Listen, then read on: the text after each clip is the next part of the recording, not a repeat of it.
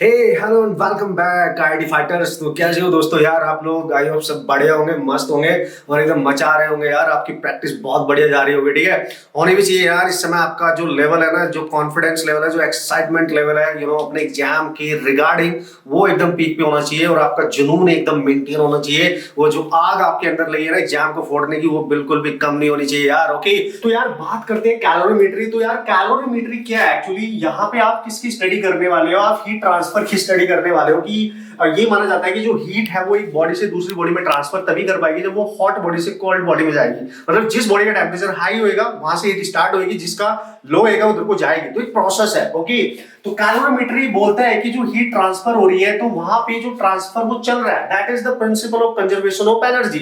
मतलब एक body energy दे रही है, दूसरी बॉडी एनर्जी ले रही है, तो एनर्जी कंजर्व हो रही है। तो calorimetry is just what? Calorimetry is just a conservation of energy. ये कंजर्वेशन ऑफ एनर्जी प्रिंसिपल पे डिपेंड करता है, जो हमें ये कैलकुलेशन करके देता है भाई जिस बॉडी ने हीट लॉस की है, ओके, उसकी एनर्जी और जिस बॉडी ने हीट गेन किया उसकी एनर्जी का जो मैग्नीट्यूड होगा वो सेम होने वाला है अकॉर्डिंग टू दिस प्रिंसिपल। ये हमने समझना है यार। तो यार ये जो प्रिंसिपल है बेसिकली ये टोटली मैंने आपको बताया कि ये principle of conservation of energy पे डिपेंड करता है। मतलब एक बॉडी हमारे पास होगी जिसका टेम्परेचर ज्यादा होगा, एक बॉडी कम होगी जिसका टेम्परेचर थोड़ा कम होगा। तो जब हम दोनों को कॉन्टेक्ट में लाएंगे तो जो हाई टेम्परेचर बॉडी है वो अपनी हीट सप्लाई करती है, लो टेम्परेचर बॉडी इसकी हीट को गेन करती है। तो एक तरीके से आप मान सकते हो कि यार कंजर्वेशन ऑफ एनर्जी है, एक दे रही है और एक ले रही है यार, मतलब आदान प्रदान वाला केस है। ओके, तो समथिंग लाइक दैट। जैसे आप डेली करते हो भाई, डेली तो करते हैं। कैसे सर कैसे? आजकल तो सर्दी है भाई, सर्दी है तो वहां पे हम क्या करते हैं, एक ठंडा पानी होता है हमारे पास और ठंडे से तो हम नहा ही लेते हैं। ठंडे से नहाओगे तो झिंगालाला बन जाएगा ऑब्वियसली,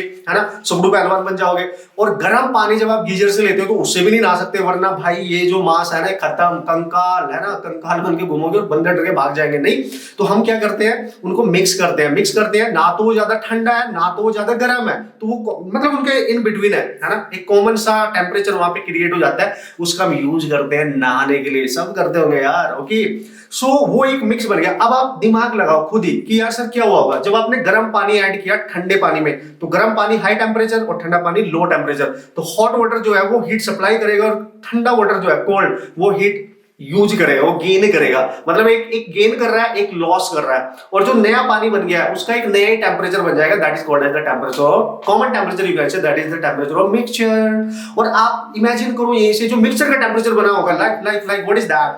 ठंडे से तो ज्यादा होगा लेकिन गर्म से कम होगा ना बॉस। ये बस ध्यान रखना। तो डेली करते हैं यार, बस सीखना है। आप अप्लाई कैसे करें पता हम सबको है। आप दुनिया के सबसे बेस्ट और सबसे इंटेलिजेंट इंसान हो यार, आपको सब कुछ आता है, आपको कोई क्या सिखा सकता है, बट रियलाइजेशन करना है। जो हमें आता है उसका रियलाइजेशन करना है, अपनी ताकत को पहचानना है। करते हम डेली है बट मैथमेटिकली यहाँ पे उतारना पड़ेगा ना यार, बस ये डिफरेंस है, बाकी कुछ नहीं है दोस्तों।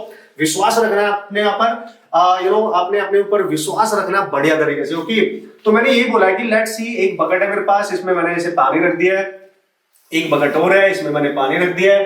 तो सिंपली ये हॉट वाटर है एंड ये कोल्ड वाटर है। यहाँ पे टेम्परेचर लेट्स सी T1 है और यहाँ पे टेम्परेचर लेट्स सी क्या है, T2 है, समथिंग लाइक दैट। अगर मैं इनको मिक्स कर देता हूँ, इसको इसमें और इसको इसमें, तो एक नया टेम्परेचर मिक्सचर यहाँ पे बनके तैयार हो जाएगा वाटर का। और इसका कुछ टेम्परेचर T होगा, इसको टी ऑफ मिक्सचर बोल सकते हो आप, simply like that you can से। हाँ, जरूरी नहीं पानी हो, पानी को ही ऐड करें, कुछ और भी ऐड किया जा सकती है, आइस, स्टीम, कुछ भी ऐड किया जा सकता है। ओके, तो यार इस तरीके से एक नया जो मिक्सचर बनेगा उसका टेम्परेचर होगा और आपको क्लियर है। ये देखो, ये जो टेम्परेचर ऑफ द मिक्सचर होगा ये ग्रेटर देन होगा लोअर टेम्परेचर से, देख लो आप, बट लेस देन होगा हायर टेम्परेचर से। You can see very clearly. बस ये ध्यान रखो आप, ये हायर टेम्परेचर है, देखो इसको हमने हायर टेम्परेचर माना है, इसको लो टेम्परेचर माना है। तो जो मिक्सचर का टेम्परेचर होता है, अभी अभी मैंने आपको बताया डेली जो हम करते हैं, इससे ज्यादा होगा लेकिन इससे कम होएगा। ओके, इनके बीच में इसकी रेंज लाई करेगी। तो बस वो यही कह रहा है कैलोरीमीटर इज व्हाट। देखो जब यहां से हॉट वाटर आया होगा और ये कोल्ड, तो हॉट वाटर ने कोल्ड वाले को एनर्जी सप्लाई की होगी। तो यहाँ पे एक ने एनर्जी लॉस्ट की है और एक ने एनर्जी को गेन किया है। This principle is called as, एक ने हीट को लॉस किया, एक ने हीट को गेन किया है। This principle is called as calorimeter, यानी conservation of energy. This is the important case and you have to remember this to solve the numerical problems guys. Okay, अब आपने एप्लीकेशन सीखना है, इसको यूज कैसे करें, क्वेश्चंस कैसे करेंगे सर, उसके थोड़ी सी टर्मिनोलॉजी पे आप ध्यान दे देना, मजा आ जाएगा। Let's see what is that. देखो भाई, सबसे पहला पॉइंट, मैं बहुत ज्यादा डिटेल में नहीं जा रहा हूं क्योंकि छोटी छोटी बेसिक सी बातें आप पढ़ लेंगे, कोई टेंशन नहीं है। जो जरूरत की बातें हैं उन्हीं की हम बातें यहाँ पे करने वाले हैं, जरूरी है जो हमारे लिए, जो डायरेक्ट हिट करे हमारे माइंड पे, क्वेश्चन हम कर सके मस्त तरीके से। ओके, तो सबसे पहला पॉइंट, यार सर हीट देनी पड़ेगी, yes, heat to energy, energy की फॉर्म, तो एनर्जी मुझे निकालनी पड़ेगी, यस। कभी भी, whenever, you just remember, when heat is supplied, when heat is supplied such that, okay, such that only temperature changes, very important points, Brahmastra point है, इनको याद रखना, बस अप्लाई करते जाना। such that only temperature changes, तो भाई वो जो हीट आपने सप्लाई करी होगी इस पर्टिकुलर सिचुएशन में, अगर केवल टेम्परेचर वो चेंज कर पा रही है बॉडी का, तो उसको हम निकालते हैं ms डेल्टा टी से। और ये आपने डेफिनेटली नाम सुना ही होगा, हो ही नहीं सकता, है ना। You can write this ms delta T, m is the mass of that जिसको आपने सप्लाई की, okay, and specific heat of heat, उसके टेम्परेचर का डिफरेंस जो उसका इनिशियल था और हीट सप्लाई करने के बाद उस टेम्परेचर चेंज आया होगा, ठीक है। You have to use this one, आप इसको जानते हैं बढ़िया तरीके से, नो प्रॉब्लम, ओके। तो सर ये है क्या, ये स्पेसिफिक हीट है, मैं पहले बता चुका हूं already, thermo and all, KTG सब में बता चुका हूं, ठीक है। तो आपको बनाना चाहिए, ओके कूल। अब वो बोल रहा है कि यार अगर वो हीट ऐसे सप्लाई की जाए, ऐसे ऐसे ऐसे, मैं यहां पे लिख रहा हूं when heat is supplied such that, ये ब्रह्मास्त्र पॉइंट याद रखने हैं, बॉस इन्हीं पे फोकस करेंगे तो छोटा सा फंडामेंटल कांसेप्ट अगर क्लियर हो गया ना तो मचा देंगे हम बढ़िया तरीके से, ठीक है। उसने बोला such that only roof of body changes, आप समझ पा रहे होंगे, रूफ का मतलब अगर उसका फेज चेंज हो जाए या उसकी स्टेट चेंज हो जाए, not temperature, remember, not temperature, मतलब हीट आपने सप्लाई की और उसका टेम्परेचर पे कोई फर्क ही नहीं पड़ा, केवल उसका रूप बदल गया, केवल उसकी स्टेट चेंज हो गई, उसका फेज चेंज हो गया। समझ जाना, जैसे ही फेज चेंज होता है उस पर्टिकुलर सिचुएशन में जो हीट दोस्तों सप्लाई की जाती है उसको बोलते हैं Q equal to M into L, and वहां पे जो रिक्वायर्ड एनर्जी होती है, this L is called as latent heat, okay, इसी को नाम दिया गया है latent heat. You just remember, नाम तो सुना होगा बॉस, नाम तो सुना ही होगा, latent heat. It means that, what is that, latent heat को आप एक तरीके से हीट ऑफ ट्रांसफॉर्मेशन भी बोल सकते हो यार, छुपी हुई, गुप्त, छुपी हुई, है ना, जो हैवी और हैवी नहीं, हिडन हीट यू कैन से। जैसे आप ऐसे करो, देखो आइस का एक क्यूब लो, उसको रख दो, आप मेरे को बोल के जाओ यार सर इसका ध्यान रखना, बस मैं अभी आ रहा हूं, मैंने बोला ठीक है, फिर आपने थोड़ी देर बाद, मैंने भी ध्यान नहीं दिया, आप आए, आपने देखा यार या तो है ही नहीं, उसको तो पानी बन चुका था, कि यार सर वो कहाँ गई, मैंने बोला यार मैंने तो कुछ भी नहीं किया, बट वो थी ही नहीं वहां पे। तो इसका मतलब अगर वो इसका मतलब अगर वो वहां नहीं थी, इसका मतलब कहाँ गई वो, क्या उसको कोई लेके चला गया? नहीं, उसका रूप बदल गया, वो चालाक थी, चालाक लोमड़ी थी, उसका रूप बदल गया। और अगर इसका रूप बदल गया तो इसका मतलब क्या हुआ, कैसे बदल गया? अपने आप इसलिए बदल गया, उसके पास एक ऐसी एनर्जी थी जिसको हमने नाम दिया लेटेंट हीट, हिडन ट्रांसफॉर्मेशन कर दिया उसका, है ना, रूप चेंज कर दिया। तो हिडन जो हीट होती है किसी सब्सटेंस के पास, उसको नाम दिया जाता है latent heat, okay. You just remember now, okay, जो रूप को बदल दे, टेम्परेचर ना बदले, ऐसे याद रखना दोस्त। तो यार याद रखना, आपको पता है इसकी जो यूनिट होगी, इसकी यूनिट व्हाट इज दैट, भाई हीट की यूनिट या तो जूल होगी या कैलोरी होगी। जूल ऐसा यूनिट है, सीजीएस यूनिट ऑब्वियसली। तो सर इसकी यूनिट क्या होगी, देख लो आप, एल यहां से क्या आएगा, Q/M। इसकी अगर है, आपने जूल लिया तो ये केजी लोगे, ठीक है, और अगर इसकी कैलोरी ली है तो ये क्या लोगे, ग्राम लोगे। तो लेटेंट हीट की यूनिट है यार, come on guys, latent heat की क्या है, यूनिट्स है, ये पता होना चाहिए। एक ये हो गया सर। अच्छा सर, इसका मतलब आप ये कहना चाहते हो कि टेम्परेचर बदलेगा तो ms डेल्टा टी यूज करेंगे, नहीं बदलेगा, रूप बदलेगा तो ml यूज करेंगे। यस, अभी यही कह रहा हूं, टेंशन नहीं है बॉस, ठीक है। अच्छा, और क्या हो सकता है, अगर आपने हीट इस तरीके से दी, पॉइंट नंबर 3, बस 3 पॉइंट याद करके जाओ, बढ़िया तरीके से अप्लाई करके आना कॉन्सेप्ट। क्वेश्चंस कैसे करने हैं उनकी तो हम बैकबोन पकड़ के चलेंगे, ठीक है। उसने बोला यार इफ, अगर क्या कर दे, बोल जल्दी से, क्या कर दे, अगर heat is supplied, heat is supplied, okay, पहले सीख लो बस बढ़िया तरीके से। heat is supplied with in short time, आप सीख रहे हो यार, क्रैश कोर्स में इतने कम टाइम में इतने सही चीजें अगर आपको मिल जाए तो मजा आ जाएगा। बस प्रैक्टिस कर लेना क्वेश्चंस की, क्योंकि अगर प्रैक्टिस नहीं करोगे, एक्शन का रिएक्शन नहीं करोगे बॉस, तो फिर कुछ नहीं होने वाला बॉस, है ना, फिर कुछ होएगा ही नहीं, okay. So obviously, so if heat is supplied, okay, heat is supplied such that अगर इस तरीके से हीट को सप्लाई किया जाए, ओके, सच दैट स्टेट, उसकी state as well as temperature changes, दोनों ही चेंज हो जाए, तो टोटल हीट कितनी लिखोगे, ml भी लिखोगे, ms डेल्टा t भी लिखोगे। यार इतना तो आप समझ ही जाओगे। अगर आपने हीट सप्लाई की और इस हीट ने उसको टेम्परेचर को भी चेंज किया और एज वेल उसका रूप भी बदल के रख दिया, समझ जाना। अच्छा सर कैसे होता है, कैसे होता है ये, कहाँ होता है ये? अबे डेली तो करते हो, पानी गर्म भी करते हो, और पानी का एक टाइम के बाद बॉइलिंग होने के बाद वेपराइजेशन भी हो जाता है भाई, तो टेम्परेचर भी बढ़ गया और वेपराइजेशन भी हो गया, तो फिर ये भी देनी पड़ेगी और ये भी देनी पड़ेगी। कम ऑन गाइस, ये भी देनी पड़ेगी। आइस है तुम्हारे पास, आइस को आपने गर्म किया, पहले मेल्ट करेगी ना, मेल्ट करेगी, ठंडी रहेगी, पानी जो होगा जीरो भी रहेगा, फिर उसको गर्म भी करोगे, तो एक ही बात है। मतलब इस तरीके से दो पॉइंट इंपॉर्टेंट है, मैंने यहाँ कंबाइंड कर दिया, यू जस्ट रिमेंबर, ओके। तो कभी कभी क्वेश्चंस में एक ही काम करेगा, कभी ये इंडिविजुअल, कभी ये दोनों भी यूज किए जा सकते हैं, मैं यही कहने की कोशिश कर रहा हूं। So important point what you have to remember. अब यहाँ पे बात करते हैं सर कैलोरीमेट्री प्रिंसिपल क्या था। कैलोरीमेट्री प्रिंसिपल केवल ये था, एक ने हीट लॉस की वो निकालेंगे, एक ने हीट गेन की वो निकालेंगे। अब हीट निकालने का फॉर्मूला क्या है, या तो ये है या तो ये है, या कंबाइंड कर लो, मतलब यही है, इन्हीं को सीखना है हमने, ओके कूल। अब इसमें एक टर्म यूज हुआ है लेटेंट हीट। लेटेंट याद रखना है, कम ऑन गाइस याद रखना है। अच्छा एक specific heat, specific heat of water 1 होगी, कम ऑन गाइस क्या होगी, 1 होगी अगर आप ले रहे हो सीजीएस यूनिट्स। अगर ले रहे हो आप आइस की स्पेसिफिक हीट की जरूरत है 0.5 है। अगर आप स्टीम की बात कर रहे हो, दिस इज स्टीम, तो ये भी 1 ही लेनी है भाई, ये न्यूमेरिकल में यूज होंगे, that's why you have to remember this things, okay. Obviously I hope so कि आपको यू नो ये याद होनी चाहिए, याद होंगे, ये है आपका सब सीजीएस यूनिट्स में, ओके। अब लेटेंट हीट भी याद रखो यार, लेटेंट हीट ऑफ आइस, जिसको आप लेटेंट हीट ऑफ फ्यूजन बोलते हो, ये होती है 80।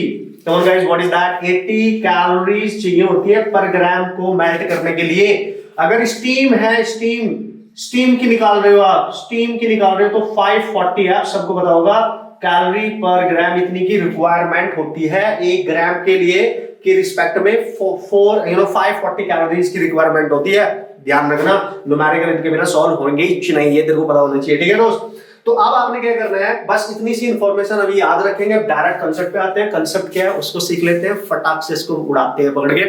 इतनी सी चीजें आप बेसिक में याद रखेंगे, ये भी सफिशिएंट रहेगा हमारे लिए, ओके। अब बात करते हैं इसके कॉन्सेप्ट की, जिससे हम न्यूमेरिकल कर सकते हैं, ओके। आईडी फाइटर से बात कर लेते हैं यार उन सारे तरीकों की जिन पे क्वेश्चंस पूछे गए हैं या पूछे जाते हैं ना आपके एग्जाम में, जेईई में जो भी क्वेश्चन आएगा ना भाई आप डेफिनेटली कर सकते हो। बस जो मैं सिस्टमैटिक वे में आपको बताने जा रहा हूँ उसको ढंग से सीख लेना, ध्यान लगा के बढ़िया कंसंट्रेशन के साथ आपने उस पर फोकस करना है, ठीक है। और उनके क्वेश्चन डीपीपी मैंने आपको दे दी है, उसको आप डाउनलोड करेंगे, उससे प्रैक्टिस करेंगे, और कुछ क्वेश्चंस आप प्रीवियस ईयर के जरूर करने हैं यार, आपकी बढ़िया प्रैक्टिस हो जाएगी, ओके। जल्दी से देख लेते हैं, मैंने यहाँ पे लिख दिया प्रॉब्लम टाइप्स, ओके।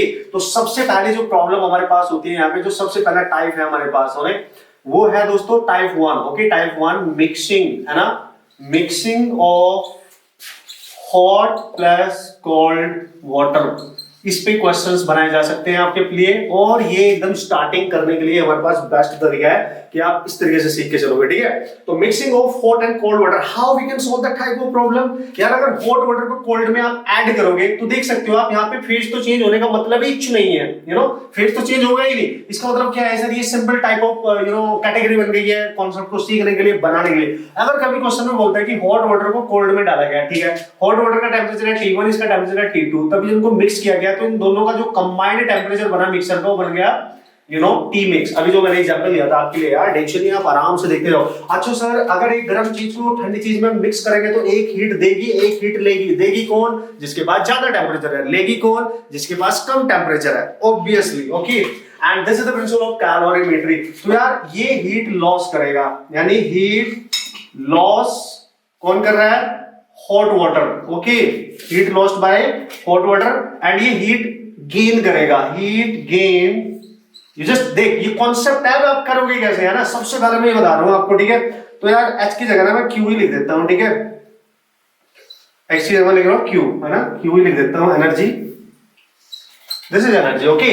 और ये क्या किया, ये किया कोल्ड वाटर ने इसको गेन किया। अच्छा सर अब क्या करेंगे, चूंकि यहाँ पे टेम्परेचर में चेंज आ रहा है, केवल टेम्परेचर बदल रहा है, यहाँ पे इनका फेज चेंज नहीं हो रहा है, दैट्स वाई इस एनर्जी को निकालने के लिए you have to use Q equal to ms delta T, क्योंकि ठंडे पानी को और गर्म पानी को मिक्स करने के बाद यार वो उसकी वेपर्स थोड़ी ही बन जाती हैं यार, ऑब्वियसली नहीं ना, तो जनरली वो टेम्परेचर ही चेंज कर पाते हैं। तो ये ही फॉर्मूला यूज होगा, मैंने आपको बताया था जब भी केवल टेम्परेचर चेंज होगा you have to use ms delta T, समझ गए होंगे। ओके, अब हम बात करेंगे इसकी। सपोज करो हॉट वाटर का जो मास था, जो क्वांटिटी थी वाटर की, वो था m1, कोल्ड वाटर का था m2, और इसकी स्पेसिफिक हीट थी s1, इसकी स्पेसिफिक हीट थी s2।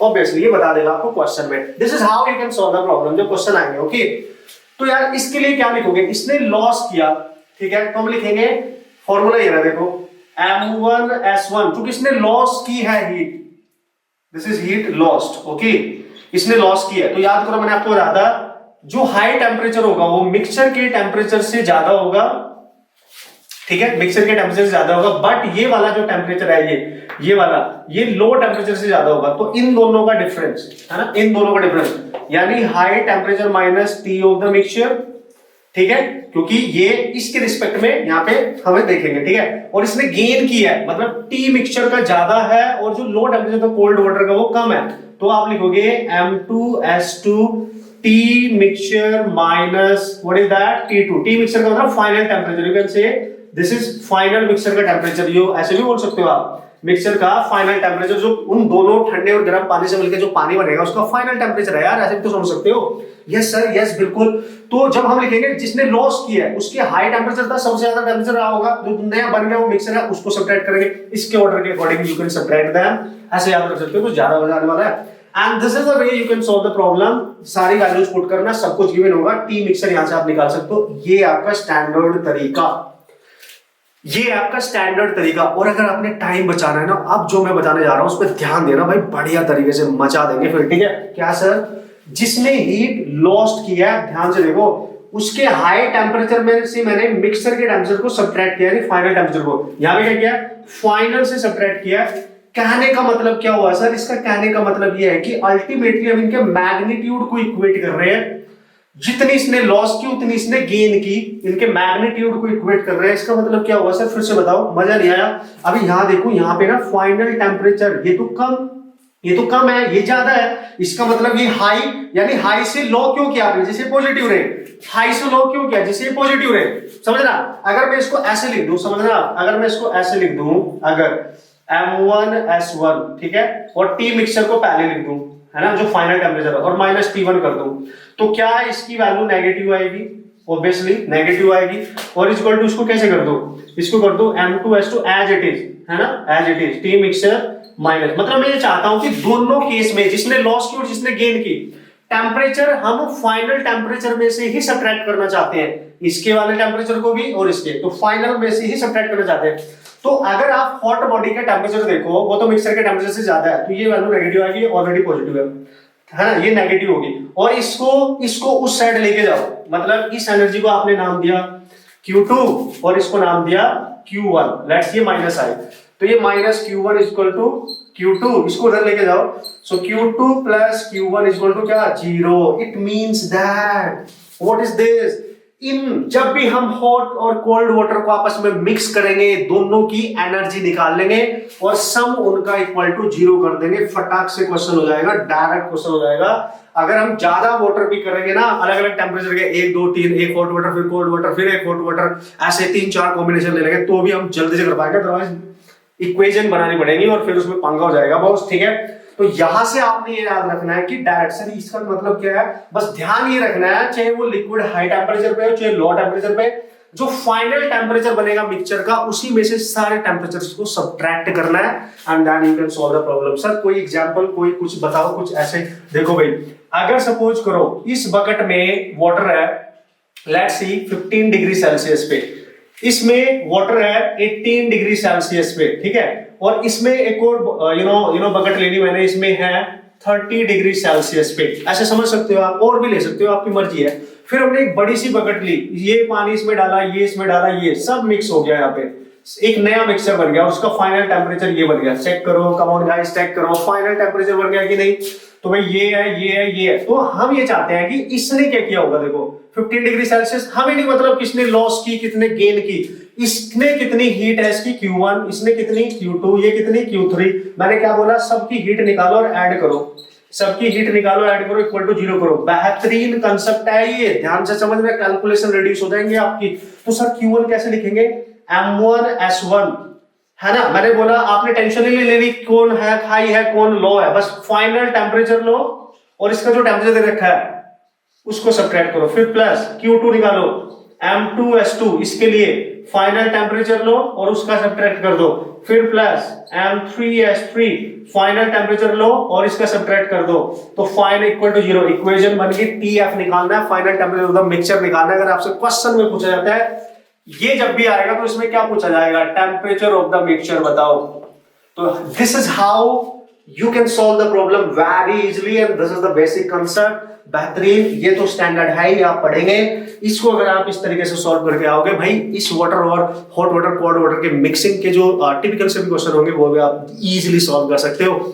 एग्जाम्पल मैंने आपको दे दिया, क्वेश्चन ही एक तरीके से आप समझ जाएंगे कि मैं क्या कहना चाह रहा हूं, आप क्वेश्चंस आराम से बना सकते हो। अब देखते हैं टाइप 2, है ना। क्वेश्चंस करते रहना, प्रैक्टिस जरूर करना है, बहुत सारे कॉन्सेप्ट सीखने के बाद तभी आपको मजा आएगा और आपको एहसास होगा कि यस दिस इज कि ऑसम, यू नो, कि आपके लिए आपका एक कॉन्सेप्ट बेहतरीन से बिल्ड हो गया। सेकंड टाइप की प्रॉब्लम चेक करते हैं उसका कॉन्सेप्ट। ओके गाइस, अब बात करेंगे यार टाइप 2 प्रॉब्लम्स की, बहुत इंपॉर्टेंट कैटेगरी है टाइप 2, टाइप 3, ये बहुत इंपॉर्टेंट होने वाली है, जिसमें ज्यादातर क्वेश्चन आपके एग्जाम में पूछे जाते हैं। इवन टाइप 3 भी इसमें, you know, type 2, type 3, type 4 भी इसमें आपको मिलने वाला है। कॉन्सेप्ट मैं बताऊंगा, क्वेश्चंस की प्रैक्टिस आप करते रहना। एग्जांपल के तौर पे एक क्वेश्चन मैं आपको करा दूंगा यार, जिससे आपको आइडिया लग जाए। इवन क्वेश्चन करने का जो तरीका है वो कॉन्सेप्ट में ही मैं आपको बताने वाला हूं, तो आपको बेहतरीन तरीके से बेटर अंडरस्टैंडिंग हो जाएगी। टाइप 2 चेक कर लेते हैं फटाक से। ओके, सो बस डरने का नहीं, डराने का। ओके, तो मैंने बोला टाइप 2। ओके सर, टाइप 2 पहचानेंगे कैसे भाई, तभी तो लिखा रहा हूं टाइप 2। पहचानना कैसे टाइप 2 का मतलब, इसमें क्या होगा, मिक्सिंग ऑफ, याद करो, ice plus water, you know. अब आइस और वाटर को आपस में मिक्स किया जाएगा और इसको तो आप बहुत बढ़िया तरीके से जानते हैं ना, जब हम आइस डालते हैं ना पानी में तो क्या होता है यार। Okay, so there is a combination of the ice and the water, so there is a mixing. Okay, तो यार वो इसमें क्वेश्चन क्या पूछ सकता है, देखो दो तरीके के क्वेश्चन इसमें आते हैं मिक्सिंग में। या तो पूछेगा final temperature of the mixing, है ना, तो बताओ वाटर जब यू नो आइस के साथ ऐड किया जाता है तो जो फाइनल टेम्परेचर बनेगा मिक्सचर का वो क्या होगा भाई, ये आपसे पूछा जा सकता है ना, final temperature of the mixture. और क्या पूछा जाता है, जब आइस मेल्ट कर जाएगी तो जो वहां पे कंटेंट क्रिएट होंगे, जो मिक्सचर होगा, इन mixture what is the amount of, final amount of ice, वहां पे कितना होगा, ठीक है, और वहां पे वाटर का कितना अमाउंट होगा, ये आपसे पूछा जा सकता है ना। इस तरीके का आपसे यू नो क्वेश्चन बनाए जा सकते हैं, इस तरह के क्वेश्चन आपसे पूछे जाते हैं। जनरली यही क्वेश्चंस आपसे पूछे जाते हैं। Okay, let's see now what is the concept, है ना। बढ़िया तरीके से आप देखो, बस कैटेगरी याद रखा करो कि किसका डिपेंडेंट क्वेश्चन है भाई, कैटेगरी है आइस और वाटर की, टेंशन नहीं है वो, ठीक है। तो लेट्स सी, आपके पास आपने एक आइस रखी, ठीक है, एक आइस है आपके पास, आइस क्यूब है ना, ऐसे आप समझिए, और इधर एक कंटेनर है और इसमें क्या है दोस्तों, ये है बॉस खूनम खून, लालम लाल, नहीं नहीं नहीं पानी है यार। सो this is water, let's see what is that, water है ये, water, come on guys, what is that, water. Okay, तो यार वो बोल रहे हैं कि ये जो आइस है, मैं एग्जांपल ले रहा हूं यहाँ पे, लेट्स सी ये आइस यहाँ पे 0 डिग्री सेल्सियस है और इसका कुछ मास है आइस का, something like that, you just imagine. चलो मैं लिख लेता हूँ, मास ऑफ आइस ये है, और वाटर का जो टेम्परेचर है, यू नो समथिंग, वाटर का टेम्परेचर कुछ ले लेते हैं हम, टी ले लेते हैं वाटर का टेम्परेचर। ओके, और this is greater than 0 degree Celsius obviously, और इसका जो मास है वो m डब्ल्यू की ही तरीके से मैं यहाँ पे कर रहा हूँ। फिर उसने बोला कि एक मिक्सचर हमने तैयार किया कि ये जो पानी था यहाँ पे, ये पानी था, बढ़िया से बस आप प्रोसेस समझो, एक बार ध्यान लगा के प्रोसेस समझ लो ना यार भाई, मजा आ जाएगा, ठीक है। क्वेश्चंस इसके भी आपसे हो जाएंगे पक्का। आइस आपने इसमें डाली, ठीक है, आइस आपने इसमें डाली, अब ध्यान से समझना, बस यहीं से आपका सिलसिला स्टार्ट होता है, दिमाग वाला खेल भाई, दिमाग वाला खेल यहीं से स्टार्ट होगा। क्योंकि यहाँ पे वाटर का टेम्परेचर आइस के टेम्परेचर से डेफिनेटली ज्यादा होगा, तो सर होगा क्या, फिर ध्यान से समझ, वाटर का जो भी टेम्परेचर होगा, व्हाटएवर जो भी टेम्परेचर होगा, वाटर टी टेम्परेचर पे है तो वाटर एनर्जी देगा और आइस एनर्जी लेगी। तो बिल्कुल क्लियर सा फंडा तेरे को यहां नजर आ रहा है कि हीट लॉस्ट कौन करेगा, वाटर, हीट गेन कौन करेगा, जल्दी बोल दो, आइस करेगी। ये तो हो गया इसका principle, this is the principle how you will solve the problem. But उससे पहले समझ लिया करो, अगर गलती से आपसे पूछा टेम्परेचर ऑफ द मिक्सचर बताओ। भाई सॉल्व करने की जरूरत ही ना है, आप पहले कॉन्सेप्ट पे ध्यान दो। जब भी कभी आइस और वाटर का मिक्सिंग वाले क्वेश्चंस आएंगे, सबसे पहले ये सोचो कि यार सर जब वाटर इसको हीट सप्लाई कर रहा होगा, क्या ये आइस कंप्लीटली मेल्ट कर जाएगी?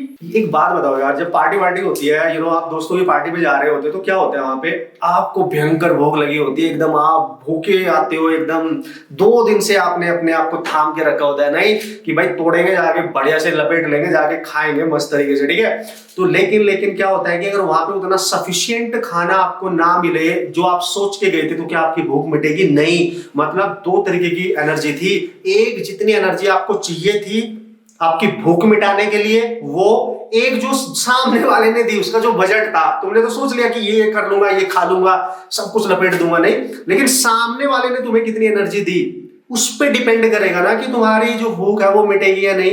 तुम्हें चाहिए थी 100 कैलोरी, उसने दी 20 कैलोरी, क्या आपकी भूख मिटेगी? नहीं। बस यही लॉजिक है, डेली करते हो आप, यही लॉजिक है सर। क्या हमें सबसे पहले इस टाइप की क्वेश्चन में ये चेक करना पड़ेगा, heat required, okay, heat required to melt, ice को रिक्वायर्ड कितनी है हीट मेल्ट करने के लिए, वो कंप्लीटली मेल्ट कर जाए, जैसे हमारी भूख कंप्लीटली मिट जाए, हमें कितना खाना चाहिए।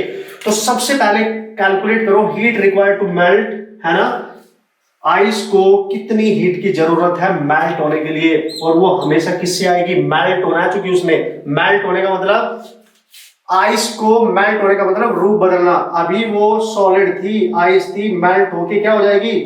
लिक्विड बन जाएगी। लेकिन ये भी 0 डिग्री, तो ये भी 0 डिग्री है, तो केवल रूप बदला है, इसका मतलब मेल्ट होने से रूप बदला है उसका, समझना, मेल्टिंग हुई है, यहाँ पे रूप बदल गया 0 से 0।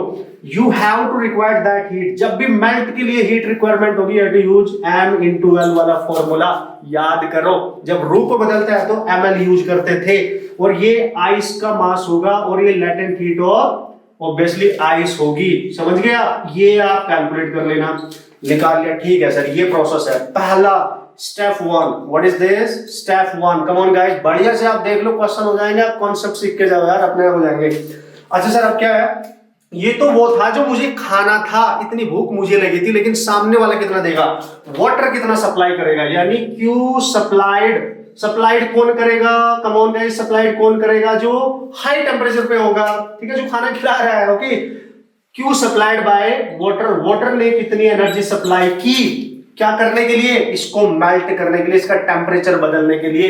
तो वो क्या करोगे आप, चूंकि ये 0 डिग्री पे है, तो वो मैक्सिमम कितनी हीट रिलीज कर सकता है इसको 0 डिग्री तक लाने के लिए, अपने टेम्परेचर को, जो उसका टेम्परेचर होगा T को 0 तक ले जाने के लिए, है ना, कितनी मैक्सिमम हीट वो रिलीज करेगा, वो कितनी हीट सप्लाई कर सकता है अपने टेम्परेचर को 0 तक लाने के लिए, समझना, अपने टेम्परेचर को, उसका टेम्परेचर जैसे 20 डिग्री है, इसका 0 है, तो 20 को 0 तक लाने के लिए। तो इसका मतलब यहाँ टेम्परेचर बदल रहा है, क्योंकि पानी जब हीट सप्लाई करेगा, पानी की एनर्जी कम होती जाएगी, टेम्परेचर कम होता जाएगा, it means you have to use, temperature change हो रहा है, ms डेल्टा t, तब आपको यूज करना है ms डेल्टा t, क्योंकि पानी हीट सप्लाई कर रहा है स्पेस में, तो उसका टेम्परेचर चेंज होगा, इसलिए ये यूज करेंगे। आइस का रूप बदल रहा है, इसलिए ml यूज करेंगे। जैसे ही तुमने 2 एनर्जी निकाल ली होंगी, फिर तुम्हारा काम है इनको कंपेयर करना, समझना, फिर ये चेक करना है, दोनों की कैलकुलेशन करने के बाद, दोनों की वैल्यू पुट करने के बाद, ठीक है, कि कौन सी ज्यादा है कौन सी कम है। देन स्टेप नंबर 3, ये क्या बना? Step number 1, this is step number 2। आपने जैसे ही दोनों कैलकुलेट कर ली होंगी, तो स्टेप नंबर 2 में आपने क्या करना है दोस्तों? स्टेप नंबर 2 में इन दोनों हीट को कंपेयर करना है आपने। अगर गलती से ऐसा हो गया कि हीट ऑफ आइस, आइस को जो मेल्ट होने के लिए चाहिए थी, जो मेल्ट होने के लिए चाहिए थी हीट, अगर वो ज्यादा हो गई हीट सप्लाइड से, come on guys, heat supplied से अगर वो ज्यादा हो गई, तो इसका मतलब क्या हुआ? इसका मतलब तुम्हें भूख ज्यादा लगी थी, खाना कम मिला, मतलब तुम्हारी भूख नहीं मिटी। इसका बिल्कुल मीनिंग यहीं पे सेट होता है कि आइस को मेल्ट होने के लिए हीट ज्यादा रिक्वायर्ड थी, वो ज्यादा है, और जो बंदे ने सप्लाई की वो कम है। अगर ऐसा हो गया, यहां से निकालने के बाद जब हम इसको सॉल्व करेंगे कि ये हीट कम रह गई और ये ज्यादा हुई, तो क्या ये आइस कंप्लीटली मेल्ट हो पाएगी? नहीं। इमेजिन करो, पानी में आइस डाल दो, आफ्टर सम टाइम तुमने देखा कि आइस अभी भी थोड़ी सी बची हुई है, इसका मतलब क्या हुआ? पानी ने इतनी हीट सप्लाई नहीं की होगी कि कंप्लीटली मेल्ट हो गई होगी। मतलब ये जो मिक्सचर बना होगा यहाँ पे इस कंडीशन में जो मिक्सचर बना होगा वो इक्विलिब्रियम पे आ गया होगा, क्योंकि मेल्ट कंप्लीट नहीं हुई, क्योंकि उसको रिक्वायर्ड एनर्जी ज्यादा है और सप्लाइड कम है। तो जो मिक्सचर बना होगा वो अभी भी 0 डिग्री सेल्सियस पे ही होगा। यानी अगर आपसे पूछे temperature of the mixture, that is still 0 degree Celsius because there is no complete melting of ice. कैसे पता चला? दोनों को अलग अलग कैलकुलेट करने के बाद पता चला। तो उससे आप डिसाइड कर सकते हो, क्योंकि अभी भी पानी में आइस थी, मतलब वो अपने लिक्विड स्टेट में थी, सॉलिड स्टेट में थी, पानी था, ठंडा था। और यू कैन से नाउ कि उसका टेम्परेचर ऑफ द मिक्सचर जो है वो इक्विलिब्रियम में आ चुका है और वो 0 डिग्री जो पहले था वो वही रहेगा। मेरा कहने का मतलब यह है 0 पे ही रहेगा। Important, very important. This is how you can solve the problem. जब वो कंप्लीटली मेल्ट ही नहीं हुई तब क्वेश्चन बन के तैयार हो जाता है। फिर आपसे पूछ सकता है तो बताओ मिक्सचर में कितनी आइस है और कितना वाटर है। सेकंड क्वेश्चन यहां से चलेगा, मिक्सचर में कितनी आइस है और कितना वाटर है। ध्यान से समझना दोस्तों, देख लो आपके सामने है सब कुछ। कूल, इस तरीके से आप समझो। इसका मतलब सर अगर ऐसा हुआ, लेकिन अगर ऐसा हुआ कि जो हीट है, समझना, अगर हीट आपकी जो सप्लाई की है वो ज्यादा हो गई, ये कम हो गई, तो ऑब्वियसली फिर तो पानी ने सफिशिएंट हीट सप्लाई कर दी, उसका टेंपरेचर बदल गया होगा। Obviously then you can use again the same principle, you can solve the problem okay as it is, जैसे हम सॉल्व किया करते थे, ठीक है। बट अगर ये केस आ गया तो एक चीज तो क्लियर है कि ये आइस जो है पहले इतनी बड़ी सी थी, अभी छोटी सी रह गई होगी, आइस छोटी सी रह गई होगी, तो इसका कुछ मास तो मेल्ट कर गया। लेट्स सी इसका m ग्राम मास मेल्ट कर गया, वो हमें कैलकुलेट करना है, क्योंकि हमें पता है इसको हीट ज्यादा चाहिए थी, है ना, लेकिन वो मिली नहीं, तो ये कुछ बच गई, तो जो बची है वो निकालनी पड़ेगी ना। तो मेल्ट कितनी करी पहले वो निकालनी पड़ेगी, ओरिजिनल में से उसको सेपरेट कर देंगे तो ये बची हुई निकल जाएगी। इसका मतलब क्या करना है सर, लॉजिक कैसे सेट करें, देख भाई ध्यान से समझना। आपको पता है इसको कितनी रिक्वायरमेंट थी, इतनी रिक्वायरमेंट थी। लेट्स सी वो मेल्ट कर गई केवल m ग्राम, है ना, m ग्राम से वो मेल्ट कर गई, रिक्वायर्ड इतना था, वो आप कैलकुलेट कर लिया होगा आपने, जो उसमें सप्लाई की गई होगी। ये वाटर ने कितनी सप्लाई की, यानी जो वाटर ने सप्लाई की इस पर्टिकुलर केस में जब वो मेल्ट करके बच गई, तो यहां हम लिखेंगे Q जो वाटर ने सप्लाई की होगी, ठीक है, इज इक्वल टू, चूंकि ये सप्लाई जो की है वो उसको केवल मेल्ट करने में यूज हो गई, फिर भी वो कुछ बच गई, कंप्लीटली मेल्ट नहीं हुआ, तो हम लिखेंगे m कितनी मेल्ट हुई, आइस का मास इनटू उसकी लेटेंट हीट, इनटू उसकी लेटेंट हीट। मतलब यहाँ पे कौन सी हीट लोगे आप इस मास को कैलकुलेट करने के लिए, समझना, कौन सी हीट लोगे, जो वाटर ने सप्लाई की थी, क्योंकि वो सफिशिएंट नहीं थी, क्योंकि उसने उसको कंप्लीटली मेल्ट नहीं किया, बस उसने उसका कुछ पार्ट मेल्ट कर दिया, वही हमने यहाँ से निकाल लेना है। ये आप निकाल चुके होंगे इस फॉर्मूले से। लेटेंट हीट आपको पता होता है इसकी 80, उससे डिवाइड कर देना, मास of ice which is melt, वो आप यहां से कैलकुलेट कर लेंगे। और अगर ये मास यहां से निकल गया तो जो रिमेनिंग है, यानी मास ऑफ आइस लेफ्ट, वो कितना बचा, मिक्सचर में कितनी आइस बची, ये निकाल सकते हो। कैसे, जो उसका मास ओरिजिनली दे रखा होगा, आइस का ओरिजिनल मास माइनस आइस का जो मास मेल्ट हो गया, उसको सब्ट्रैक्ट कर देना। यार आपको बिल्कुल क्लियर हो जाना चाहिए फंडा। अच्छा सर, जो मेल्ट हुआ कहां गया, पानी बन गया, वो पानी बन गया, मतलब इतना मेल्ट हुआ, तो ये यहां से निकाल लेना, ये पानी बन गया होगा। तो मिक्सचर में वाटर कितना हो गया, मास ऑफ वाटर, पहले कितना था वाटर, इनिशियली कितना था, इनिशियली कितना अमाउंट था वाटर का, प्लस जो आइस मेल्ट हो गई, जो आइस आपकी मेल्ट हो गई उसका मास, ये m मतलब मेल्ट, m मतलब मेल्ट, o मतलब ओरिजिनल, समझिए, I मतलब आइस, W मतलब ऑब्वियसली आप समझ रहे होंगे वाटर। तो भाई ये लॉजिक है, content of the mixture you can calculate like that. इतना पानी बढ़ गया होगा, क्योंकि आइस कुछ जो पिघली होगी वो पानी बन गई होगी, तो पानी बढ़ गया होगा। और आइस का जो रिमेनिंग अमाउंट है, जो बची हुई आइस है, कितनी बच गई, बड़ा सा पीस डालता, छोटा सा रह गया, तो वो यहां से कैलकुलेट किया जा सकता है। आई थिंक आप इस प्रोसेस को समझ गए होंगे कि ये प्रोसेस है क्या। एक क्वेश्चन लेके मैं आपको बढ़िया तरीके से इसको सॉल्व करेंगे, ट्राई करेंगे, अंडरस्टैंड करेंगे, वेरी इंपॉर्टेंट। तो दिस इज द प्रोसेस दोस्तों। एक बार अगर समझ में नहीं आता दोबारा देख लेना, डेफिनेटली समझ में आ जाएगा, प्रोसेस पक्का समझ में आ जाएगा, you can solve the type of problem. और कमेंट करके आप बता भी सकते हो कि यार सर मजा नहीं आया, समझ में नहीं आया, दोबारा बता दो भाई, कुछ हेल्प करो। और बट ऐसा होगा नहीं, आप बढ़िया तरीके से अगर इसको ऑब्जर्वेशन के साथ देखेंगे तो डेफिनेटली कॉन्सेप्ट आपके दिलो दिमाग में उतर जाएगा। ओके, अब क्वेश्चन के थ्रू समझ लेते हैं जल्दी से। ओके दोस्तों, यार जो अभी हमने कॉन्सेप्ट सीखा ना, बेहतरीन सा एक प्रोसेस, बेहतरीन सा एक मिक्सर वाला क्वेश्चन का कॉन्सेप्ट, उसके क्वेश्चन कर लेते हैं जल्दी से, आपको उसको अप्लाई करना भी आ जाएगा। आप समझ जाओगे कि क्वेश्चन आपने कैसे सॉल्व करना है। जल्दी से क्वेश्चन आप पढ़ लो बढ़िया तरीके से, डेटा मैंने लिख लिया और बढ़िया इसको सॉल्व करते हैं कि जो फंडा हमने सीखा क्या वो यहाँ पे हम अप्लाई करके क्वेश्चंस को कर सकते हैं। Let's see man. Okay, let's see. उसने बोला यार कि मास ऑफ आइस उसमें दे रखा है 5 ग्राम, जो 0 डिग्री सेल्सियस पे। अच्छा, जरूरी नहीं है 0 पे ही होगा भाई, 0 पे हमें लानी होती है पहले, वो नेगेटिव में भी हो सकती है, नेगेटिव से पहले 0 पे लाएंगे, यहाँ पे 0 दे रखा है, ठीक है। और उसने बोला जो मास वहां पे वाटर का यूज किया गया वो 10 ग्राम है और वो 30 डिग्री पे है। तो अब मैं क्या करने वाला हूँ, ये जो वाटर है यहाँ पे, बस आप ध्यान से देखो, मैं सबसे पहले आपने पहचान लिया कि भाई आइस की बात कर रहा है, आइस और वाटर की बात कर रहा है, ठीक है। This is the mixture, this is the case, second type of case है ये। मतलब यहाँ पे इस वाटर में आपने एक आइस को डाला, ठीक है भाई, ये रही आइस का पीस, ठीक है, ये डाला आपने आइस का पीस डाला, ठीक है। अब क्या हुआ, हमें देखना पड़ेगा, फिर से सेम फंडा अप्लाई कर दो, उड़ा दो। क्वेश्चन क्या पूछेगा सर, आपसे पूछेगा इसका फाइनल टेम्परेचर क्या है मिक्सचर का, जो मिक्सचर बना उसका फाइनल टेम्परेचर बताओ, और इसमें उसका जो मिक्सचर के जो कंटेंट है वो क्या क्या है, मतलब उसमें कितनी आइस का अमाउंट है, अमाउंट ऑफ द आइस कितनी है, अमाउंट ऑफ द वाटर कितना है, वो भी कैलकुलेट कर सकते हैं, ठीक है। लेट्स सी। अब हमें सबसे पहले क्या चाहिए, आइस को कितनी हीट चाहिए रिक्वायर्ड। मैंने बोला था आइस को रिक्वायर्ड हीट कितनी चाहिए, किसको, आइस को। पहले निकालनी पड़ेगी ना, उसका फॉर्मूला क्या होता है, मास ऑफ आइस इनटू उसकी latent heat of fusion. Mass of ice कितना दे रखा है, जल्दी बोलो, this is 5 into latent heat of fusion 80, 8 पंजे 40, 400 कैलोरी है ना, कितनी चाहिए उसको, रिक्वायर्ड हीट कितनी है, इसको कितनी चाहिए, 400 कैलोरी चाहिए उसको कंप्लीटली मेल्ट होने के लिए। देखते हैं क्या वाटर इतनी दे पाएगा, चेक कर लेते हैं बॉस। तो अब हम देखेंगे वाटर ने इसको कितनी सप्लाई की, वाटर ने कितनी सप्लाई की, हीट सप्लाइड बाय वाटर, देख लेते हैं, है ना, कहां तक आने के लिए, उसका टेम्परेचर कितना है 30 से 0 तक, कितनी मैक्सिमम हीट रिलीज करेगा। Okay cool. तो उसके लिए चूंकि उसका टेम्परेचर चेंज होगा, 30 से 0 तक के लिए टेम्परेचर चेंज हो रहा है, तो ms डेल्टा टी। तो मास ऑफ वाटर कितना है बोल, मास ऑफ वाटर कितना है boss, that is 10, specific heat of water that is 1, मैंने बताया था आपको।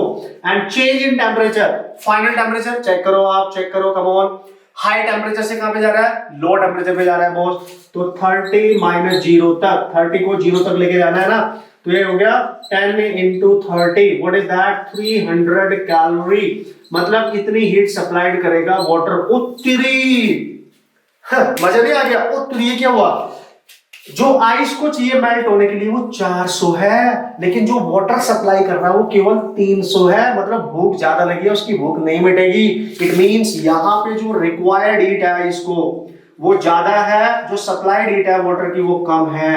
इट मींस दैट ये आइस का कुछ पार्ट मेल्ट कर जाएगा पर कंप्लीटली मेल्ट नहीं करेगी, मतलब ये आइस बड़ी से छोटी जरूर बन जाएगी, आइस अभी भी इसमें बची हुई है। इसका मतलब इसके मिक्सचर का जो फाइनल टेम्परेचर होगा, अगर आइस कंप्लीट मेल्ट नहीं कर रही है, वो वही होगा जो पहले था, यानी 0 डिग्री सेल्सियस इक्विलिब्रियम पे आ जाएगा, क्योंकि वाटर अपना पूरा 30 डिग्री 0 में बदल चुका होगा, 30 0 में बदल चुका होगा, तो इक्विलिब्रियम टेम्परेचर अभी भी 0 डिग्री ही रहेगा। एक्स्ट्रा सॉल्व करने की जरूरत नहीं है, कैलोरीमीटर प्रिंसिपल यूज करने की जरूरत है ही नहीं। पहला आंसर। अच्छा सर, अगर इसका some part of ice melt कर गया, यानी सम पार्ट ऑफ आइस अगर मेल्ट कर गया, तो उसको सर निकालना है। Let's see, m gram of ice melt कर गई, तो कैसे निकालेंगे, मैंने क्या बोला था, वाटर ने जो हीट सप्लाई की केवल उसने उसका कुछ पार्ट मेल्ट किया, तो इतनी एनर्जी से कुछ पार्ट मेल्ट हो रहा है, मतलब सप्लाइड हीट को मैं लिखूंगा आइस का, लेट्स सी, इतना पार्ट मेल्ट हो रहा है, यानी मैं इसको m जो आइस का मास है जो मेल्ट हो रहा है m डैश लिख देता हूं, लेटेंट हीट ऑफ फ्यूजन। तो m डैश आपका आ जाएगा, व्हाट इज दिस, 300 और ये 80, कैंसिल करो। तो यार आपने कैलकुलेट करनी है कितना मास उसका मेल्ट हुआ, केवल ये था भाई, इतना अमाउंट, वो जो आइस है वो मेल्ट इतनी हुई, केवल इतनी मेल्ट हो चुकी है, बच गई है। तो आपसे पूछेगा मेल्ट तो इतनी हो गई, तो उस मिक्सचर में क्या क्या बचा, तो जो आइस बची होगी, आइस लेफ्ट, उसका अमाउंट कितना है, देखो भाई पहले कितना था, 5 ग्राम, 5 ग्राम था, अब मेल्ट कितना हो गया 3.7 ग्राम मेल्ट हो चुका है। सब्ट्रैक्ट कर लो, आंसर आ जाएगा। व्हाट इज दिस 1.3 ग्राम बची हुई है, केवल कितनी बची है 1.3 ग्राम बची है। तो सर वो गई का वाटर बन गया होगा, तो वाटर का कितना अमाउंट हो गया, अब वाटर का अमाउंट कितना हो गया, न्यू अमाउंट जो है वाटर का वो कितना, पहले कितना था 10 था। आइस मेल्ट कितनी हुई, पानी जो बन गई 3.7 यानी कितना बन गया sir 13, you can write 13.7 gram ice melt होके वाटर बन गया और इतना पानी बन चुका है। These are the content of the mixture and this is how you can solve the type of problem. तो यार आपको मजा आया होगा, आई होप आपका कॉन्सेप्ट बिल्कुल क्लियर हुआ होगा। इस टाइप के क्वेश्चन कैसे फोड़ के आने हैं ये बढ़िया से आपने सीखा होगा। अब चलते हैं नेक्स्ट कैटेगरी पे, बढ़िया से प्रैक्टिस कर लेना बॉस, आप बढ़िया से क्वेश्चन सॉल्व करके आने वाले हैं जेईई के एग्जाम में, सारे क्वेश्चन चुन चुन के मारेंगे हम, ठीक है। तो चलते हैं नेक्स्ट टाइप पे। ओके दोस्तों, अब नेक्स्ट टाइप चलते हैं जो बहुत इंपॉर्टेंट माना जाता है यार, बढ़िया तरीके से उसको सीखते हैं। पहले एप्लीकेशन सीखते हैं, फिर उसका एक क्वेश्चन उठाएंगे और उसको ट्राई करेंगे सॉल्व करने का। ओके, तो यार इस टाइप के क्वेश्चन कैसे आएंगे और किस टाइप से आप हैंडल करके आओगे, कॉन्सेप्ट समझ लो आप। देखो क्वेश्चन मैंने आपको करके दिखा दिया, चाहे आप आइस और वाटर की बात करें। अब जो मैं कैटेगरी लेने जा रहा हूँ स्टीम और आइस की बात करनी है ना। तो now the type number 3 and type number 3 the mixing of what is that, mixing of ice plus steam. यानी अब आप स्टीम और आइस की मिक्सिंग की बात करने वाले हैं बॉस यहाँ पे, और मजा आने वाला है। बस प्रोसेस में बता देता हूँ, क्वेश्चन फिर से वैसे ही करना है, रिपीटेशन वही है, same process, no problem at all. Okay sir, अब क्या करना है, अब स्टीम, ऑब्वियसली स्टीम इससे ज्यादा हाई टेंपरेचर पे होगी। लेट्स सी, मैं एग्जांपल लेके चल रहा हूं कि ये 0 डिग्री सेल्सियस पे है समथिंग इनिशियली, और स्टीम का जो टेम्परेचर है वो समथिंग 100 डिग्री सेल्सियस पे है या 120 पे है। वैसे तो आइस -10 पे भी दे सकता है, -15 भी दे सकता है, कुछ भी माइनस में भी दे सकता है, मेरे कहने का मतलब। तो पहले माइनस से 0 तक लाना होता है, हमने 0 पे मान लिया। ऐसे क्वेश्चंस भी आते हैं, आपको पता होना चाहिए। मतलब एक प्रोसेस आप सीख लो, क्वेश्चन तो फिर डेटा कुछ भी गिवन होगा, आप कर सकते हैं ना, टेंशन नहीं है, ठीक है। अब आप क्या करेंगे भाई, क्या करेंगे, देखो पहला तरीका मैंने आपको क्या बताया। देखो अब स्टीम, मान लीजिए आइस का एक पीस है, समझ रहा, आइस का एक पीस है, you just understand the logic behind it. What is that, जब आप इससे स्टीम पास कराओगे, ठीक है, जब आइस से स्टीम पास कराओगे, स्टीम जा रही है, लेट्स सी स्टीम है ना, और यहां से हमें क्या पता चल रहा है कि स्टीम हाई टेम्परेचर पे है और आइस लो टेम्परेचर पे है। तो स्टीम क्या कर रही है, स्टीम अपनी हीट आइस को देगी, है ना, स्टीम अपनी हीट आइस को देगी, दिख रहा है तुम्हें, ठीक है। इसका मतलब sir heat lost by steam is equal to heat gained by ice. Obviously ये तो रहेगा ही रहेगा भाईजान, हमेशा जब ये इस तरह की कैलकुलेशन करनी है तो ये तो प्रिंसिपल ऑफ कैलोरीमेट्री आपने याद रखना है।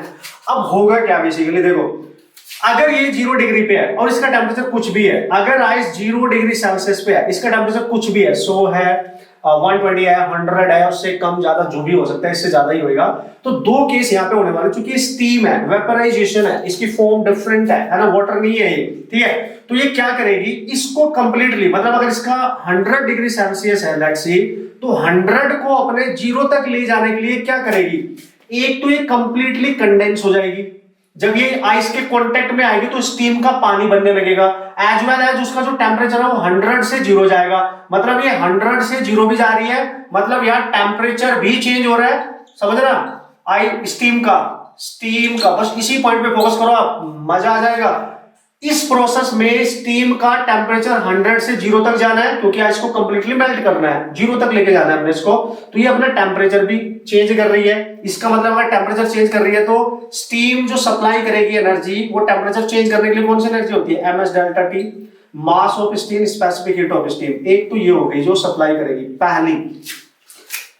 दूसरी, जब स्टीम वाटर या आइस के कांटेक्ट में आएगी, आइस के, तो कंडेंस हो रही है ना, कंडेंस भी हो रही है ना। कंडेंस का मतलब क्या हुआ सर, तो स्टीम का पानी बन रहा है, तो स्टीम क्या है, वेपर फॉर्म है कि नहीं, और इसका क्या बन रहा है, वाटर बन रहा है। इसका मतलब इसका रूप बदल रहा है बॉस, इसका रूप बदल रहा है, मतलब इसका फेज चेंज हो रहा है, तो इसमें भी ये एनर्जी रिलीज करेगी, यानी steam, mass of steam into latent heat of steam means vaporisation, ये सेकंड एनर्जी होगी। मतलब जब भी कभी आइस और स्टीम के मिक्सिंग वाले क्वेश्चंस आएंगे, दो हीट यहाँ पे रिलीज की जाएगी, यानी स्टीम जो टोटल हीट रिलीज करेगी वो होगी पहली टेम्परेचर वाली प्लस दूसरी अपना रूप चेंज करने वाली। आपको मेरी बात समझ में आ रही होगी, सेकंड, ये दोनों टोटल हीट होगी। मतलब this is the heat supplied by steam, है ना, सप्लाइड बाय स्टीम, जो वो कंप्लीटली मेल्ट करने के लिए आइस को देगी, वो यहां से निकलेगा। वो ध्यान रखना, पहली आएगी इस फॉर्मूले से, दूसरी आएगी इस फॉर्मूले से। फिर मैंने ये स्टेप नंबर 1 यहां पे अप्लाई किया। आइस को कितनी चाहिए मेल्ट होने के लिए, यानी आइस को रिक्वायर्ड कितनी है मेल्ट होने के लिए, तो आपको बताइए मास of ice into latent heat of fusion, यानी आइस, ठीक है, ये इसको रिक्वायर्ड है। सो this is first one and this is second one. और अगर इस सिचुएशन में ऐसा हो गया, इफ सेम प्रोसेस अप्लाई करो, टेंशन नहीं है, बस ये बताना था मैंने आपको कि इस केस में ये होगा, इसमें दो चीजें होंगी, दो एनर्जी उसको सप्लाई करनी पड़ेगी, दो फॉर्म में एनर्जी सप्लाई करनी पड़ेगी, बस ये ध्यान रखना, ठीक है। फिर कंपेयर करो, अगर कंपेयर करने से रिक्वायर्ड हीट जो आइस को चाहिए थी वो ज्यादा रही, मतलब वो सफिशिएंट नहीं है जो सप्लाई कर पाई, वो सप्लाइड हीट बाय स्टीम अगर कम रह गई, तो इसका मतलब मिक्सचर में अभी भी आइस है, स्टीम मिक्सचर में आइस को कंप्लीटली मेल्ट नहीं कर पाई, मतलब यहाँ पे आइस का कुछ मास मेल्ट हो गया होगा, कुछ नहीं, तो अभी भी उस मिक्सचर का जो टेम्परेचर है, जो इनिशियली रहा होगा, इनिशियली रहा होगा, आप देख सकते हो, you can check it out, आप इसको चेक कर सकते हो बॉस, ठीक है। इस तरीके से मतलब आप कंपेयर कर सकते हो, simply like you just remember कि ये आपने कंपेयर करना है बस, कि यार अगर ऐसा हो गया तो फिर क्या करेंगे, तो कितना मास उसका लेफ्ट रह गया वो निकालना है, तो बस वैसे निकाल लेना।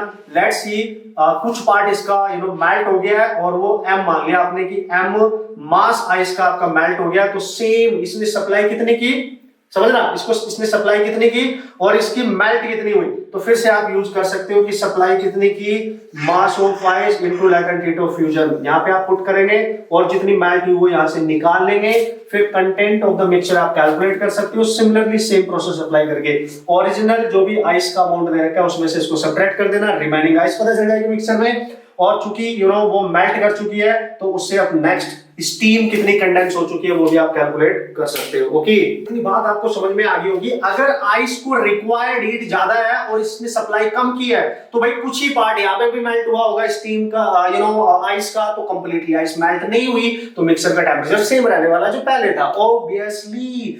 ध्यान से समझना, ये केस है आपका इंपॉर्टेंट, इसमें दो केस आप चेक करेंगे, अगर ये हुआ तो आप मेल्ट कितनी उसका अमाउंट निकाल लेना, और जो इनिशियल अमाउंट होगा आइस का उसमें से जो मेल्ट हुई उसको सब्ट्रैक्ट कर देना और मिक्सचर आपको पता चल जाएगा, और स्टीम का कितना अमाउंट है वहां पे वो भी आपको पता चल जाने वाला है, ठीक है। इस तरीके से आप कैलकुलेशंस कर सकते हो, जैसे पहले किया था वैसे आप इसमें भी इमेजिन कर सकते हो।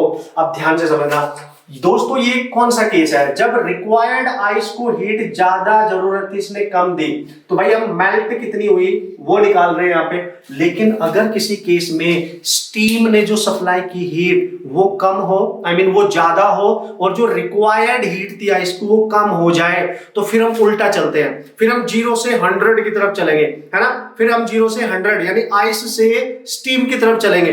ध्यान से समझना, एक क्वेश्चन कराऊंगा मैं उसी टाइप का, कैटेगरी मैंने आपको बता दिया ये वाली, और ये वाला क्वेश्चन मैंने वाटर और आइस वाला केस करा दिया। इस टाइप के केस में अमाउंट आपको गिवन होगा, you can solve the problem, no problem. इस तरीके से आप क्वेश्चन कर पाएंगे डेफिनेटली। अब इसका जो नेक्स्ट केस है ना वो और इंपॉर्टेंट है, जिसमें ये वैल्यू ज्यादा होगी और ये वैल्यू कम होगी, समझना, जो सप्लाइड हीट है वो ज्यादा होगी, जो रिक्वायर्ड हीट है वो कम होगी। मतलब कैसे सर, कैसे, इसका मतलब मेरे को भूख जो लगी थी उससे ज्यादा खाना मेरे को दे दिया गया है, समझ रहे हो आप, मतलब जो मुझे रिक्वायर्ड एनर्जी है ना, वो कम है, और जो मेरे को सप्लाई की गई है वो ज्यादा है। अब वो केस हमें इंपॉर्टेंट है, बहुत इंपॉर्टेंट है, बहुत क्वेश्चन आते हैं, डिस्कस कर लेते हैं फटाक से। ओके गाइस, अब इसमें बात कर लेते हैं यार इसकी नेक्स्ट कैटेगरी, इसी क्वेश्चन में किस तरीके से और वो सिचुएशन क्रिएट कर सकता है। अभी हमने जो कॉन्सेप्ट देखा वो बहुत इंपॉर्टेंट है, और सबसे ज्यादा 99.9% चांस है यही जो क्वेश्चन आने का, तो बहुत ध्यान से आपने देखना है। ओके, तो यार ये कंडीशन देखो मैंने यहाँ लिख रखी है, अगर आइस को रिक्वायर्ड हीट ज्यादा हो जाती है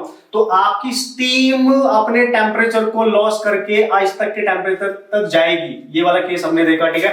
बट अगर ऐसा हो गया, very very important, if the heat required by ice को जो हीट चाहिए अगर वो कम है, और हीट सप्लाइड बाय स्टीम अगर वो ज्यादा है, अगर ये केस हो गया, पहले चेक कर लेंगे ना अलग अलग निकाल के, इसको कितनी रिक्वायर्ड है मेल्ट होने के लिए, और इसको कंडेंस होने के लिए किसने कितनी सप्लाई की है, कंप्लीटली कंडेंस होने के लिए, ठीक है। तो वो अलग अलग चेक करेंगे। अगर ये कंडीशन बन गई कि स्टीम ने जो सप्लाई की, जो रिलीज की वो ज्यादा है और इसको जो रिक्वायर्ड थी वो कम है, तो भाई ध्यान से समझना। अब इसका जो टेम्परेचर है आइस का, चूंकि इस केस में हियर स्टीम जो है वो स्टीम विल नॉट कंडेंस्ड, है ना, कंप्लीटली आप देख सकते हो कंप्लीटली कंडेंस यहां पे नहीं करेगी। इट मींस दैट यहां पे उल्टा प्रोसेस चलेगा, मतलब अब यहां पे जो 0 डिग्री सेल्सियस था आइस का टेम्परेचर, वो स्टीम की तरफ जाएगा, 100 या जो भी होगा 100 डिग्री सेल्सियस की तरफ वो राइज करेगा। इधर चूंकि कंप्लीटली कंडेंस अगर हो रही थी, ये ज्यादा थी ये कम थी, तो ये 100 से अपना टेम्परेचर लॉस करके 0 की तरफ जा रहा था, क्योंकि आइस कंप्लीटली मेल्ट नहीं हुई थी ऑब्वियसली, ठीक है। तो कंप्लीटली यहाँ पे ये कंडेंस हो रही थी, यहाँ पे नहीं हो रही है, तो अब इसको कैसे करेंगे, ध्यान से। सबसे पहले निकालो heat required obviously by ice, वो निकाल लेंगे। कैसे निकालेंगे sir, mass of ice into latent heat of fusion, ठीक है। फिर निकालेंगे heat supplied by steam to condense, ये चेक करना है पहले। ये कैसे निकालेंगे sir, MO of steam into latent heat of vaporisation या latent heat of steam.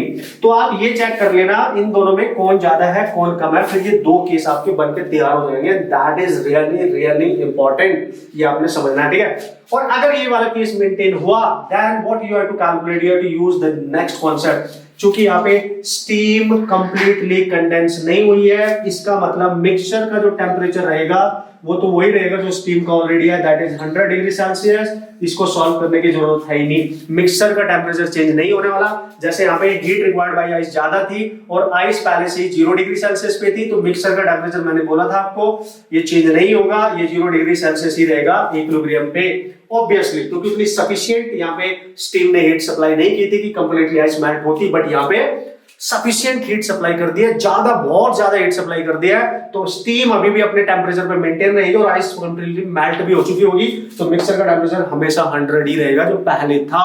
Important. अब जो मिक्सचर बना है उसमें कंटेंट कितना, देख अब क्या हुआ इस केस में, जो आइस थी उसको आपने क्या की, स्टीम दी, है ना, स्टीम दी, तो स्टीम का कुछ मास मेल्ट कंडेंस हो गया होगा, स्टीम का कुछ मास जो है वो कंडेंस हो गया होगा इसको मेल्ट करने में। लेट्स सी स्टीम का m डैश मास कंडेंस हो गया इसको मेल्ट करने में, तो ऑब्वियसली आप यहाँ पे यूज कर सकते हो। तो आप करोगे क्या सर, इसको मेल्ट करने के लिए रिक्वायर्ड एनर्जी ये थी, समझ गए, इसने जो ये रिक्वायर्ड एनर्जी ये थी ये आप निकाल लेंगे और आप डायरेक्ट यहाँ पे यूज कर सकते हो इसका मास कितना यहाँ पे यूज हो रहा है। तो हाउ यू कैन राइट कि मास ऑफ स्टीम कंडेंस इनटू उसकी लेटेंट हीट ऑफ स्टीम यानी वेपराइजेशन इक्वल टू कितनी हीट दी, जो इसको रिक्वायर्ड थी वो मिल गई, तो रिक्वायर्ड बाय आइस हीट हम निकालेंगे, इसके इक्वल कर देंगे। ये ध्यान रखना है, अगर आपको उसने पूछा है कि बताओ कितना मास स्टीम का कंडेंस हो चुका है, तो वो कितना रिमेनिंग वहां पे पानी बन चुकी होगी और वो फाइनल जो कंटेंट है वाटर का वो उसमें मिक्सचर में कितना होने वाला है। ओके, तो आप इस तरीके से यूज करेंगे। तो जो उसको रिक्वायर्ड हीट थी इसकी, अब उसको इक्वेट करेंगे इसके, ठीक है। तो यहां से ये वैल्यू निकल जाएगी ms dash equal to q required जो था आइस को वो निकाल चुके होंगे आप, डिवाइड बाय क्या करेंगे, लेटेंट हीट ऑफ फ्यूजन, है ना, sorry latent heat of steam यानी वेपराइजेशन, आप लिख लो उसको वेपराइजेशन 540 जो गिवन होगा उससे डिवाइड कर देना, भाई ये आ जाएगा। इतनी स्टीम कितनी बची, है ना, अगर आपसे पूछे स्टीम लेफ्ट, स्टीम बची कितनी है, तो भाई जो ओरिजिनल मास था स्टीम का उसमें से जो मेल्ट जो कंडेंस हो गया उसको सब्ट्रैक्ट कर देना। तो भाई अब मिक्सचर में वाटर कितना है, जो आइस का था वो इनिशियल अमाउंट कितना था, ठीक है, प्लस अब इसमें कंडेंस जो भी कंडेंस हो गई है ms डैश ये आप इसमें ऐड कर सकते हो और नेट आपके पास बन जाएगा। क्योंकि अगर यहाँ पे आइस सपोज करो यहाँ पे 10 ग्राम थी आइस, ठीक है, आइस 10, तो उसका इसका सारी का सारा पानी बन गया होगा, तो 10 तो वो हो जाएगा, ठीक है, प्लस क्या जो कंडेंस हुई है स्टीम उसका मास भी ऐड हो जाएगा और फाइनल मिक्सचर आपको मिल जाएगा। तो भाई इस तरीके से आप फाइनल क्वेश्चन सॉल्व कर सकते हो, बहुत इजी है यार, बस प्रोसेस समझ लो एक बार, मजा आ जाने वाला है। एक बार अगर आपने प्रोसेस समझ लिया फिर कोई टेंशन नहीं है, हर टाइप के क्वेश्चन आप सॉल्व कर सकते हो। लास्ट एक क्वेश्चन डिस्कस करते हैं इस पे।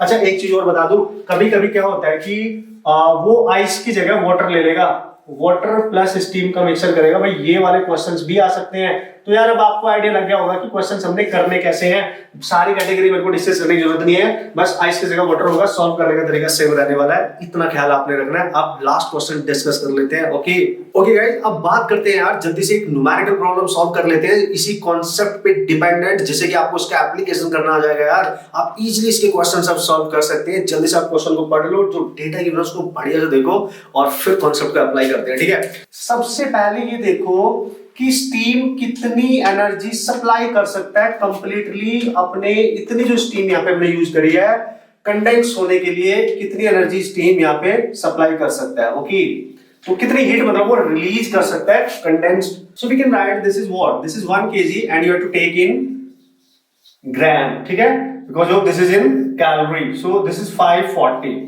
तो you have to write down 540,000। ओ इतनी कैलोरीज वो रिलीज करेगा, कंप्लीटली स्टीम रिलीज करेगा कंप्लीटली कंडेंस होने के लिए, मतलब इतनी वो सप्लाई कर सकता है कंप्लीटली। ओके, किसको? आइस को। अब आइस को चाहिए कितनी, यानी आइस को कितनी रिक्वायर्ड है to melt, required to melt.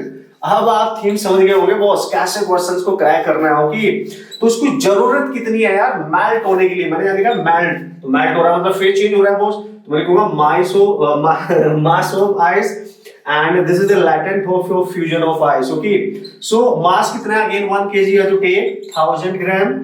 Okay, into what is that 80, आप सबको पता है, तो what is this 80,000 कैलोरीज को चाहिए केवल मेल्ट होने के लिए, यानी मेल्ट होने के लिए जो आइस को चाहिए वो 80,000 कैलोरी उतरी। इसका मतलब जो स्टीम है, स्टीम जो यहाँ पे सप्लाई करेगी वो देखो 1 2 3 4 5 6, ये तो लैक्स में कर रही है यार, लैक्स में हीट सप्लाई कर रही है कंप्लीटली कंडेंस होने के बाद इतनी हीट वो सप्लाई करने वाली, जबकि इसको 80,000 चाहिए। इसका मतलब यहां पर आप बहुत क्लियरली देख सकते हो स्टीम के पास बहुत सारी एनर्जी है जो वो उसको दे सकती है, इसको केवल 80,000 चाहिए, मतलब ये डेफिनेटली मेल्ट हो जाएगी। देख लो ना, ये एनर्जी ज्यादा है, ये कम है।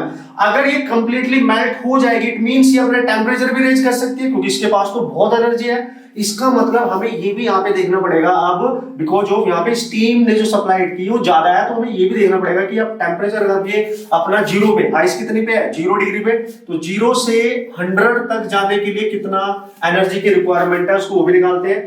तो आइस को रिक्वायरमेंट है to raise temperature, to raise its temperature as well. मैंने आपको बताया था दोनों केस हो सकते हैं। ठीक है, so what is that MS delta T. ठीक है, मास ऑफ आइस स्पेसिफिक हीट, क्योंकि वो अब टेम्परेचर रेज कर रही है तो पानी बन चुकी है, तो स्पेसिफिक हीट ऑफ क्या लेंगे यहाँ पे हम water, and this is your delta T. So mass कितना है 1000 इंटू 1 इंटू डेल्टा टी, कहां से कहां लेके जा रहे हो आप 0 से 100, यानी 100 minus 0। So what is that this is 1 lakh.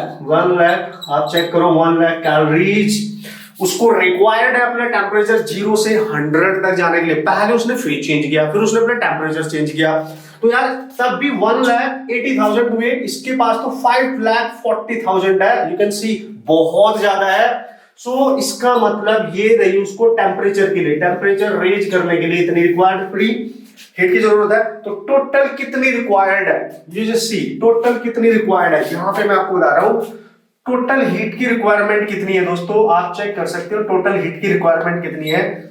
Ice को टोटल कितनी चाहिए, पहले चाहिए थी उसको 80,000, यू कैन सी, है ना, प्लस अभी टेम्परेचर रेज करने के लिए 1 लाख, है ना, कैलोरीज ये टोटल है, यानी 180,000।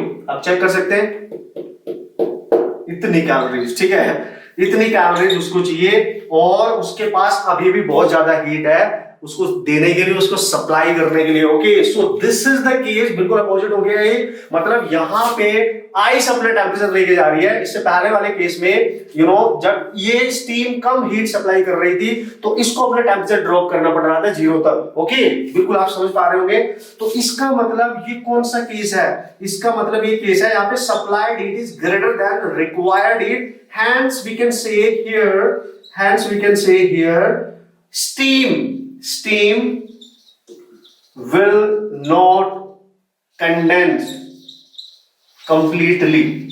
यहां पे स्टीम कंप्लीटली कंडेंस करेगी ही नहीं, ऑब्वियसली, क्योंकि उसके पास तो बहुत ज्यादा एनर्जी अभी बची है, उसने पूरी आइस को पिघला भी दिया है, उसका टेम्परेचर भी बढ़ा दिया है, उसको गर्म पानी में भी कन्वर्ट कर दिया है, बहुत ज्यादा एनर्जी उसके पास अभी बची है, मतलब वो कंप्लीटली कंडेंस तो नहीं होगी। इसका मतलब क्या हुआ सर, मतलब अभी भी जो मिक्सचर बना होगा इनसे, अभी भी जो इनसे मिक्सचर बना होगा उसका टेम्परेचर 100 डिग्री सेल्सियस ही रहेगा।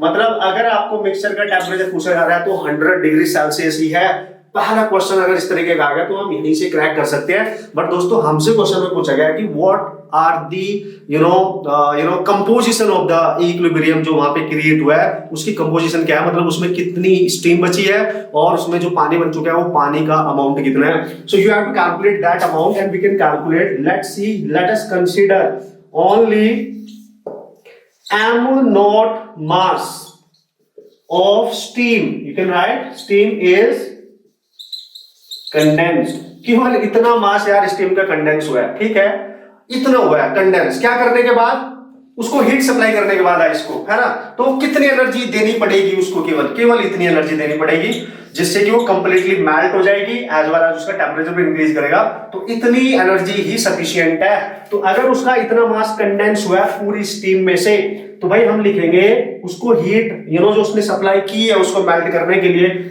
Q is equal to m naught, ये मास जो हमें कैलकुलेट करना है, जो हमें नहीं पता है कितनी स्टीम कंडेंस हो चुकी है, सो लेट्स से इतनी कंडेंस हुई है, और स्टीम की वेपराइजेशन जो लेटेंट हीट है वो ले लेंगे, और उसने जो सप्लाई की है जो आइस को चाहिए थी वो है 180000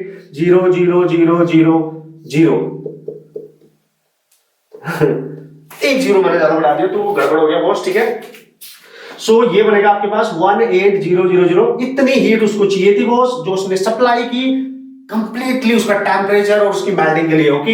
and you have to calculate this mass, एंड ये आपको पता है 540।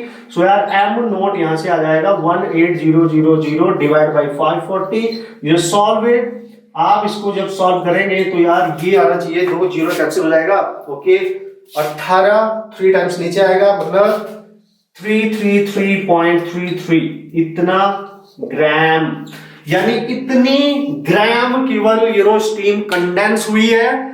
तो बची कितनी मिक्सचर में, बची कितनी, सो जो लेफ्ट स्टीम है, यानी लेफ्ट स्टीम है, तो बची कितनी हो, ओरिजिनली कितनी थी 1000, ओके। सो जो बची है स्टीम का जो मास है जो लेफ्ट है वो कितना है बॉस, 1000 माइनस इतनी वो